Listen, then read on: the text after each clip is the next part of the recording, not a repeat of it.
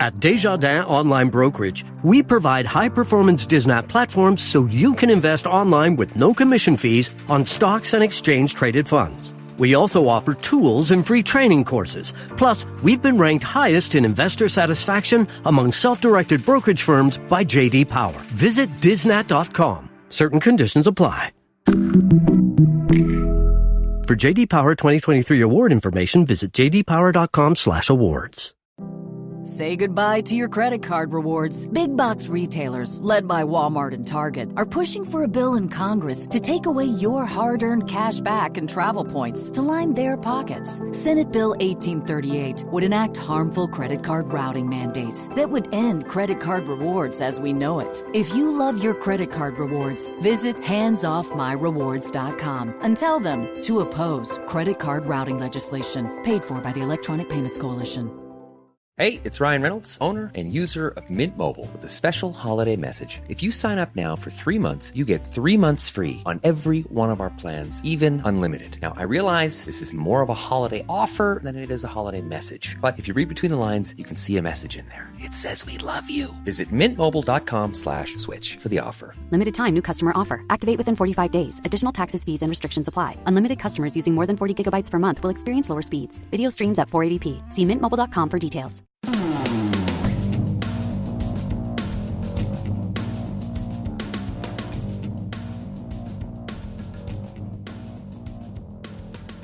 The RCMP is a national treasure, an institution.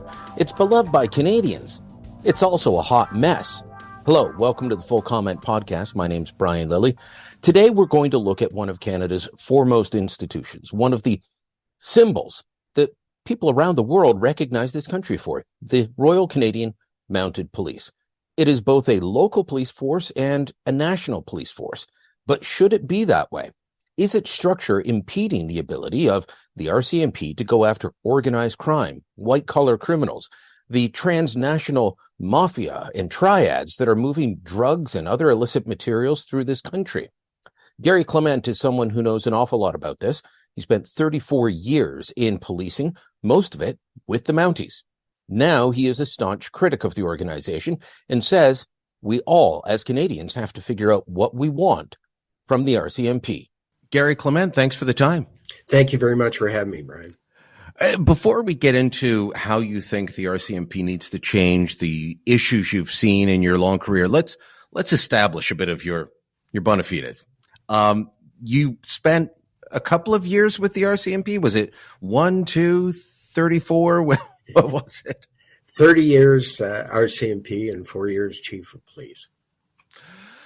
So, my guess is that your career took you to different parts of the country. And one thing that I realize as I talk to people in different parts of the country is we all have a different experience of the RCMP. Where I am right now in Toronto, you don't see Mounties. Maybe at the airport. Do they have them at the airport? Ceremonial duties. In Ottawa, you see them on certain roads, not on others. You see them a lot for government work and ceremonial duties. But in much of the country, it's the local police, it's the provincial police. I know that's part of your issue with the entire system, but what is it? Explain how this is a multifaceted beast before we get into why it needs to change if we're going to crack down on things like organized crime, because I think a lot of people don't have a full sense. They know what the Mounties are like around them, right, but not across the rest of the country. Yeah, happy to, Brian. And, I was a proud member in the RCMP. I'm a proud ex-member. But I think what has been lost both by, I think, government and senior leaders in the RCMP that it's become such a complex world that we all live in today. The RCMP still is trying to be all things to all people. And contract work is municipal and provincial policing in Ontario and Quebec. It's city police forces like Edmonton and Calgary. And so it's very capable. Other police services are very capable of carrying out those duties. The RCMP chose by contract to keep doing that. Unfortunately, what that has done is pitted federal policing against contract policing. And because the RCMP has contracts, they have to the extent possible, keep positions filled. So it's very easy to rob from Peter to pay Paul. So taking resources out of federal policing and putting them into contract has been something that's gone on since the formation of the RCMP, and that impacts federal policing. The other federal policing would be the white-collar crime, the organized crime, things like that. Correct. Narcotics, all of those things at an international level. And as a result of it, what has happened, there has been this tremendous erosion in federal policing. And I believe that is led to the situation that confronts society today. All we have to look at is that we've had over 300,000 deaths in fentanyl since 2021. All of that is precursor drugs coming out of China into Mexico to the cartels. And there's been a lack of enforcement at the transnational level. And so when you look at that, and then you look at the totality of cybercrime and the complexity that brings in, you look at terrorism today, and I'll give you an example that Canada is sadly a funder of Hamas. And people would say, oh, no, that can't be true. But it is, because there's been various charities that continue to fund Hamas here in Canada. We need and we've seen that through the Correct. Canada Revenue Agency stepping in at certain points and saying this has to stop. Correct. But then where is the investigative side of this, Brian? And I use the example of we've got FinTrack, which is, is a financial intelligence agency, collecting all the financial data on money laundering. They disclose about 1,500 to 2,000 documents a year for investigation. Ask yourself how many have been investigated, and the answer is very few of them. There's not been a money laundering charge. So let's talk about this then, because, look, Garry, in much of my writing and much of my broadcasting, I've been highly critical of the RCMP, not of frontline officers, but I think headquarters is a mess. I think that a lot of their white collar crime, like they've got this unit that is supposed to look into, politically sensitive issues like the Prime Minister and SNC Lavalin. Well, they went almost 4 years without updating anyone. And then someone got an access to information request and said, oh, they're still investigating. The RCMP let that sit out there for a whole day. Correct. That there's an active investigation into the Prime Minister. Who I don't want to have to defend Justin Trudeau, but I had to because the RCMP screwed up. They did the same with Doug Ford in Ontario. Correct. They can be ham-fisted on the political side. But every time somebody says, well, let's move away from having Alberta be policed by the RCMP, and Danielle Smith, the premier there, has said that, you get voices rising up and saying, oh, we can't take away the RCMP from Canada. And meanwhile, Premier Smith is saying, look, we have so few resources. She said this earlier this year. Yes. She wonders if the federal government is trying to do away with contract policing, as it's called, where they provide the services to BC, Alberta, Manitoba, Nova Scotia, etc. She said, I have so few police officers and so little ability to get more police officers that I'm wondering if they're trying to do away with contract policing by stealth, just by not filling the job. So that's kind of the tension that you're talking about. You got the fentanyl issue, you've got the terrorism issue, and then you've got but who's going to stop the guy who keeps running red lights in Red Deer? Well, the thing is, and I think that's what we have to look at, it's very possible, and let's use the latest example, where Surrey is in the formation stage of its own police service. And that's controversial, though. It's controversial, but in 1973, when I went out to British Columbia, they were talking about a regional lower mainland police service. And here we are 45, 50 years later, and they're still talking about it. We got to take off our rose-colored glasses and look at policing and what the needs of this country are. And because tomorrow you're going to form over time a regionalized police service or a provincial police service, you're going to get effective policing. I dare say a lot of the officers that are working in contract in RCMP units today will probably go over to one of those units. Not all officers want to work federal policing. It's a total different beast. And that's why we haven't been able to get that expertise. We need long-term investigators in these areas. When the Nova Scotia massacre happened, we saw the absolute botched handling of that with headquarters in Ottawa getting involved. And correct. That was very much a local policing issue. Should have been handled out of local officials. 100% agree. But you had the commissioner getting involved. I mean, so is this one of the big premises of your book then, is that just separate these two things? You don't need to have the guy in red surge doing traffic enforcement. And we do need this national police force, though. Very much so. More so now than ever before. If you look at, as I said, the world's changed in a complex way. Look at China and all of the problems that we have with China today. The Chinese police stations. I did a number of interviews regarding what's going on with the Iranian community and the Iranian money laundering. And there, as you know, there was a big case that was exposed. All of that came out 4 years ago, 5 years ago. I wrote intelligence briefs during my time running my consulting firm that I got this information from. Nobody investigated it. Those things are dangerous in my mind. And, you know, I really subscribe to what Robert Kennedy said. And, you know, he said that we inherit the world and it's trusted to us from our forefathers.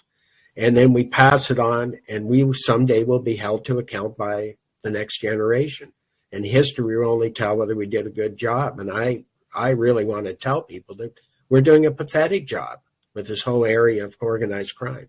We are a stopping point for transnational organized crime. It's an embarrassment. You spent time in undercover work, correct? Too much time probably, Brian, but yes, I did.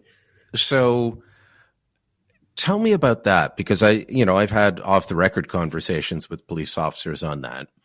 You've got to go in and build trust with a criminal organization and basically infiltrate them.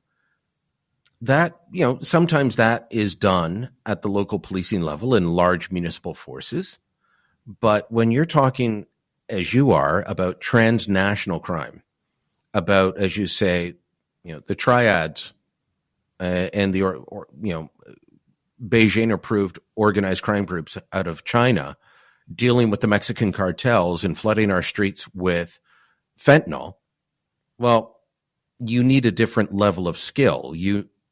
We essentially, to put it in terms that Canadians might understand better, what you're talking about is the need for an FBI type organization. Absolutely. So the Americans don't have anything comparable to the RCMP, do they? Where they're all things to all people. Correct. They don't. And, a good example is, and everybody will remember Airbus. When I became the deputy crime ops officer, that investigation had been going on almost a decade. And I did a review of it, and my reaction was, why are we continuing with something that, first of all, went way back, and it was, as you know, there was a lot of issues right at the outset. Well, you'd never get it through a court of law today. And we were spinning our wheels. But the problem was, if you looked at the turnover investigators that were handling that file over a 10-year period, it's an absolute embarrassment. What do you mean by that? Well, they would start, they'd get promoted, and they were moved somewhere else. The most high-profile investigation in this country, and we're constantly turning over investigators. So the investigators would be on for what, 6, 12, 18 months and then move on? Okay. Yep. Correct. We've been doing that for years, Brian. It's wrong. Somebody was asking me just the other day, they said, well, what's going to happen with Doug Ford? Ontario's premier is now under investigation because the OPP said, well, so that our hands are clean, we have to hand this over to the RCMP. And the RCMP, as I said, fuddled with this a bit and then said, oh, yeah, we have an investigation. They said, well, what's going to happen? I said, in about 4 years' time, someone will ask them, are you still investigating? And they'll have to decide, and they won't really know. And, I highly doubt, based on my experience, that there will be charges. But I do believe that this will take a long, long time for us to end up with nothing, because that's what's happened in the past. And sadly, you're correct. This is where you take a look at when normally, not in all cases, the FBI can get caught up in the politics too, unfortunately. But you also have seen where they can go in on a major occurrence, do an investigation, have charges laid within 18 to 24 months, and have the trial over within a total combined 3-year period. That's unheard of in Canada, and the answer is why. We just got to do a better job. We've got the skills, they're not used correctly. Let me ask you about the politics of this then, because a few people have approached me and they said, you know what one of the major problems with the RCMP is? It's the political interference, the political interaction, and the fact that the commissioner of the RCMP is a deputy minister in the government. And I don't think most people know that. But the commissioner of the RCMP is a deputy minister, is the highest ranking civil servant in a department. So the deputy minister of the RCMP reports directly to the minister of public safety as one of their basically assistants.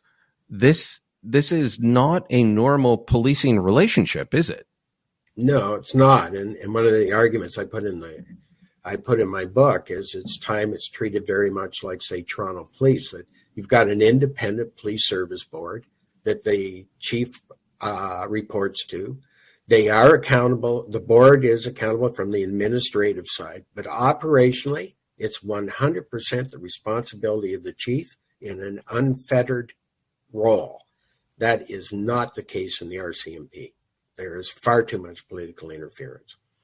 I don't know if you want to comment on specific recent commissioners, but have there been times when you've looked at decisions that have been made at headquarters and said, oh, that's getting too close? That is the political bosses either leaning on the commissioner or the commissioner making a decision to either appease or antagonize the political bosses for, their own political reasons. One of the ones, and it's in my book, Brian, is Sidewinder, which was the intelligence probe on the Chinese triads and infiltration in this country. And that definitely, both for CSIS and the RCMP, was shut down because of political interference. That was 1997, 98, in that era. Yeah, I've spoken to Michel Junot-Katsuya about that many times. He was one of the CSIS guys on that. That's correct. And he has been very frustrated at how that turned out. And yet there's an issue that the RCMP and CSIS both tried to deal with. That's getting close to 30 years ago now. And it was scuttled due to politics. And we're still dealing with the problems now. In a far bigger way, that's correct. In fact, I was one of the liaison officers in Hong Kong for that 3-year period. I started the intelligence probe with Brian McAdam on that. And I can remember being asked when I was back in Ottawa, do you think there's really something here? And I can remember telling him, yes, it warrants an investigation. What did the RCMP do? They put a lower level investigator on it with no depth of experience in that level of sophistication, and then they closed it down. And those are the things that are leading to the mess we're in today. I mean, you're hitting on a lot of my complaints about the RCMP, Garry, and I've got a lot of respect for the organization. I don't have a lot of respect for the people out at the headquarters in the south end of Ottawa, and that's based on experience. I've been trained into the position that I am in because of disappointment, and it sounds similar for you, that issues of not looking after organized crime properly, not looking after foreign interference properly, that these things have just, they've tarnished your view of an organization you'd like to hold in higher esteem. Correct. I give you a good example, and it really hit home for me, was I appeared before the House of Commons Security Committee, and I appeared with a deputy commissioner, and I think the other individual was chief superintendent. Anyways, questions were asked, and of course I was told that I wasn't to answer anything, so I sat there like a puppet. And all of a sudden an operational question came up, and it was deferred to me, and I answered. And I apologize, I can't recall who the chair of it was, but I'll never forget it. I answered, and I got about 3 minutes into my explanation. He said, "Let me stop you there." He said, "Thank God we finally got a police officer in the room." And he looked at the deputy, and he said, "Do you guys not get it? We're the politicians. We want to hear from police officers so that we understand what the issues are." And I never forgot that, Brian, because I think that's the problem. People at the higher levels do not want to speak truth to power. They feel they have to play politics. And I will warn you that happens at the municipal level as well.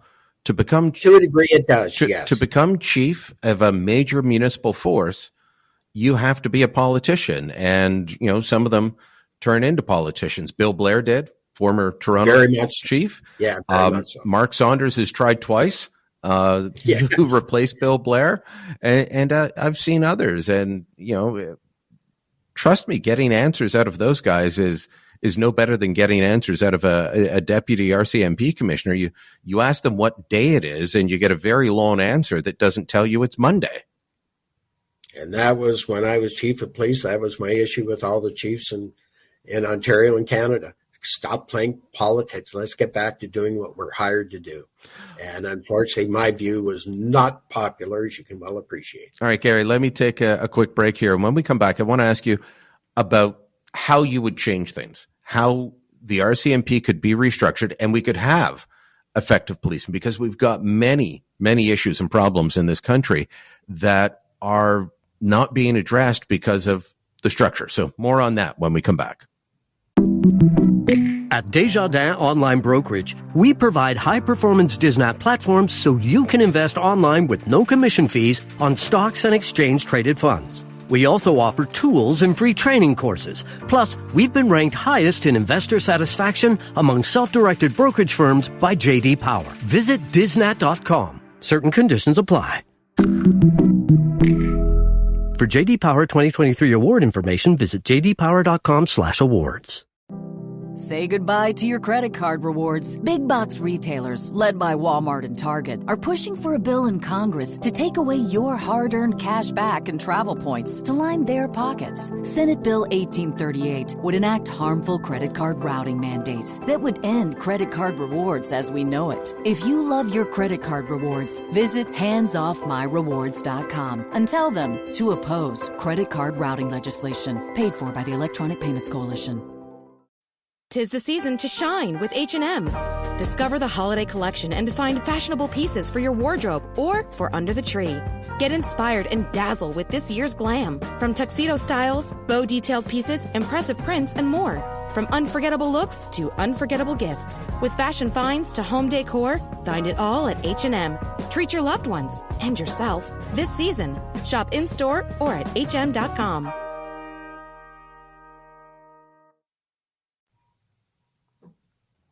Garry, I'd like to ask you what you see as the biggest issue that a federal police force that is just doing federal policing and not, road stops and, everyday municipal issues.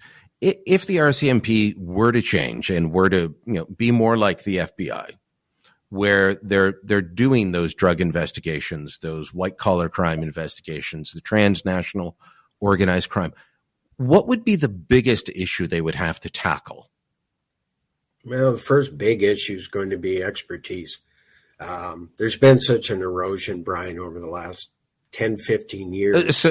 But I'm asking, what's the external issue? And you're saying it's internal.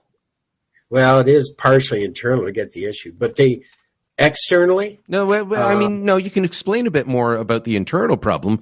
I want to hear about it, but it's just surprising to me that you say that's the biggest issue. They don't have the right people anymore. Well, all you do is go to the Cullen Commission, and they were asked about how many money laundering investigators were in the province of British Columbia, and they came out and said 5. Well, when I was the director and ran the program, I think we had 97, if I'm not mistaken, and I had made a proposal to increase it to 137 in British Columbia just because of the demand. And those were people that were supposed to stay in it. And I was able to establish that I could take a good investigator, put them in financial crime, and I needed 3 to 5 years to get them up to a level that they could effectively take on a transnational organized crime investigation. Sadly, that wasn't happening because of promotions outside where I had, obviously really talented individuals. Well, they were very promotable, and they wouldn't let me over rank positions. I recommended we do away with ranks in federal policing. And that was kiboshed. And as a result, then I would have somebody one day working with me, getting them up to speed. And all of a sudden they'd receive a promotion in a detachment somewhere in Alberta. And I'd lose that skill and have to start over. But money laundering is a serious issue across the country. British Columbia is where it's been exposed the most. And, the commission was out. There's been a lot of exposés on that. And you're saying we went from 97 down to 5? Is that still a current number? That 5 money laundering investigators are in that neighborhood? Well, they've recently gone out and recognizing the situation because of Cullen, and they've advertised to get individuals with certain skills, and they're not going to put them through the whole 6-month training in depot. But again, that's not going to happen overnight. But they're in a building process, and I think that's only a Band-Aid solution at this stage.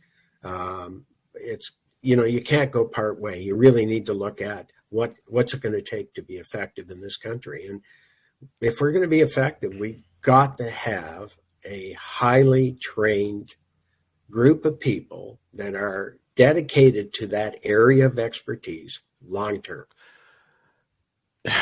These issues that you're talking about, though, money laundering, transnational organized crime, the drug trade, the fentanyl issue, the opioid crisis that is absolutely devastating our cities. They're all interconnected. I said this Absolutely. During our most recent municipal election in Toronto. People were talking about homelessness, about encampments, about drug paraphernalia everywhere. And I said, about crime. And I said, well, it all comes back to fentanyl. Fentanyl's the issue. But on the policing side, they're all connected because you've got the same people trading the drugs, laundering the money, the organized crime. Is it possible to make a dent in what they're doing to our society? I mean, you go around, whether it's Vancouver or Calgary or Toronto for goodness sakes, 5-minute walk from Ottawa or from Parliament Hill in Ottawa now. And you see people sitting like zombies because of what's coming into our country. And you can only do so much treatment. If the drugs keep coming, the treatment, it's going to have to be exponential. Absolutely. And I think what people have to understand, if you look at China, I use the term we're in a disruptive war with China because China wants to disrupt our countries like ours, like United States. And the fentanyl crisis is doing a great job. I don't believe, having been stationed over in Asia for 3 years, I don't believe for a minute that if China wanted to shut down the fentanyl problem, they couldn't do it. They have the ability. They don't want to. And that's what we have to understand. The other side of it, in 30 years, I have not seen a politician that is really taking this seriously. And, I've appeared a number of times with Senate committees and House of Commons committees.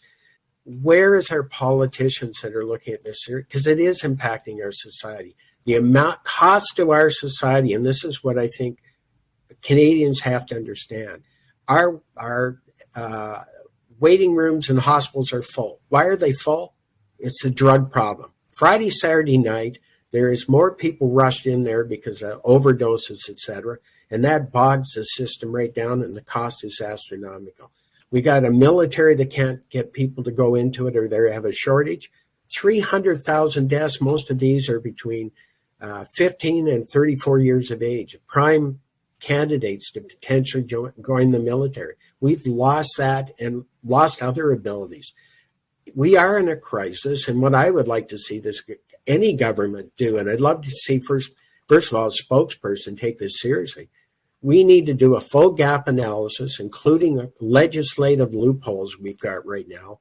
When we're allowing rapists to walk out because their trial didn't happen in a timely manner, that's bringing justice into disrepute. We got to close those loopholes somehow, Brian. Well, I think we have the intelligence to do it. I feel your frustration on the people walking free. The fact is that trials were taking far too long. We don't invest in any of this, Gary. We don't invest in our court system. Like you've got to have the right to a speedy trial. And even after the Supreme Court warned and then brought in the Jordan decision, we're still not putting the money into the court system so that people can get out. Of course, there's always games being played by crowns and more often defense lawyers to try and extend things. But we don't invest in our police. We don't invest in our justice system. And then we'll watch a mob movie, and a mafia movie makes us feel better, and that's fine. But meanwhile, as you say, cartels and triads and all these things bringing in a very real, very concrete problem into our society that's wreaking havoc on the hospital system, on police resources, on overdoses. I'm not sure how Vancouver Police Service can deal with this when they're having to deal with so many people on overdoses alongside the paramedics and everyone else. I totally agree with you. We're monopolizing resources in an area that is one reason only. There's been a lack of investment, a lack of will on the part of our political leaders. Eby, I think Premier Eby is the first one to have taken this somewhat seriously. And I laud at least he recognized the problem. But if Doug Ford thinks in his province that it's any better, we're dreaming in Technicolor, because it's bad or worse. I can tell you it's not, because just like every other province, they're not investing on their side. There is a federal part to this, and there is a provincial part to this. Correct. And I don't think anybody is looking after this properly.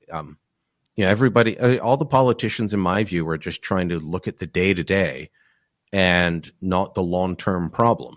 And what you're talking about is a long-term problem and a long-term fix.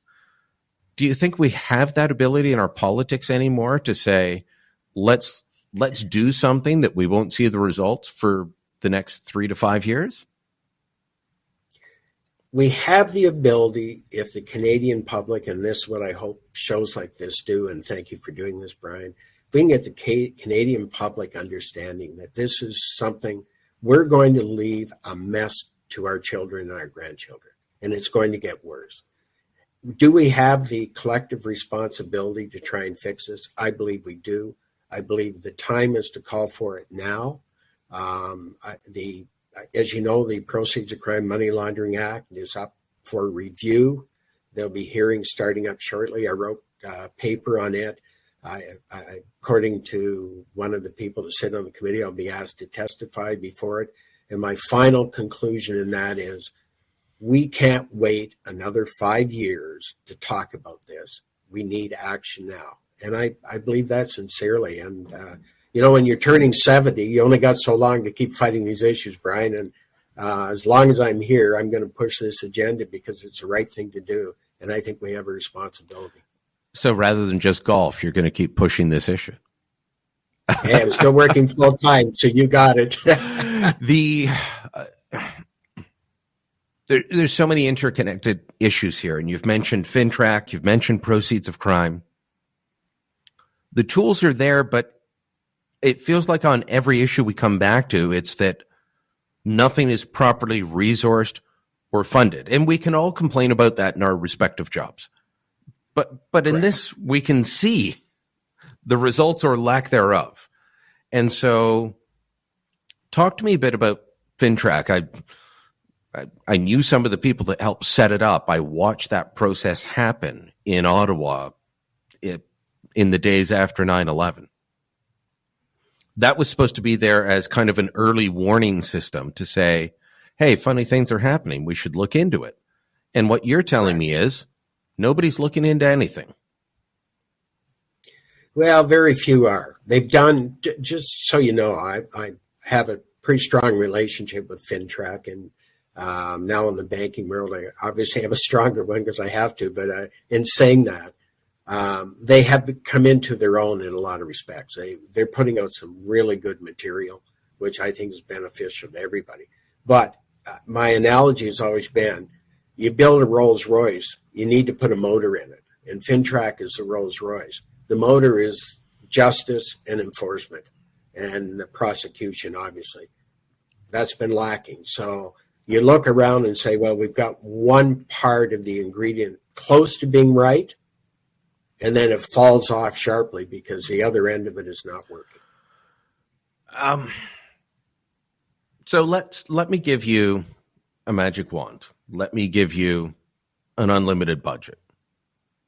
What does this look like in the end? Do you take federal policing away from the RCMP? Do you get rid of the local stuff and the musical ride? Or how do you do this? I think the cleanest way would be to take federal policing away from the RCMP, establish something new, and resource it properly. But then you've got to resource federal prosecutors properly and correct everything else along the way. Again, back to the frustration of under-resources. But how would you do it? First thing I do, Brian, and I say that we need a committee of experts, and I'm not talking politicians. I'm saying put a committee of experts. Let's do a full gap analysis. I would believe strongly that it will lead to the federal policing being carved out of the RCMP, or the RCMP focusing solely on federal policing. That's going to take 5 years because you can't drop the contracts overnight. But if you've got a plan going forward, you can start working on it.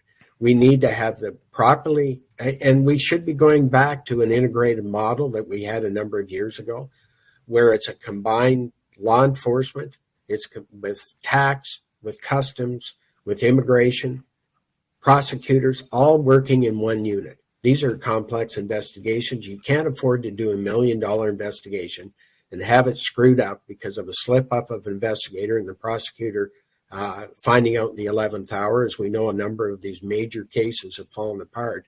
We need to have prosecutors embedded in these specialized units. And then we have to have the ability, and this is where a federal unit comes in, if you get a high-profile investigation, just like the FBI does today, you can pull those resources because it's under one umbrella, and you can pull them into a central location. And this year task force and this year task, and you've got 24 months to get the job done. Not 5 years, not 6 years. You got 24 months. Get the job done with the right resources. And that's possible. It's just we don't put the right resources. No, as I said, just as it took almost 4 years for Justin Trudeau and SNC, I think in 4 years we'll find out what happened with Doug Ford in the Greenbelt, and it's a sad setup now. I hope for a better future, Garry, and you've laid that out in your book, and hopefully some people, maybe the right people, are listening going forward. Thanks so much for your time today. Thank you very much, Brian. I appreciate this. Full Comment is a post-media podcast. My name's Brian Lilly, your host. This episode was produced by Andre Prue with theme music by Bryce Hall. Kevin Libin is the executive producer. You can subscribe to Full Comment on Apple Podcasts, Google, Spotify, or Amazon Music. Listen through your app or Alexa-enabled devices and help us out. give us a rating, leave a review, tell your friends about us. Thanks for listening. Until next time, I'm Brian Lilly.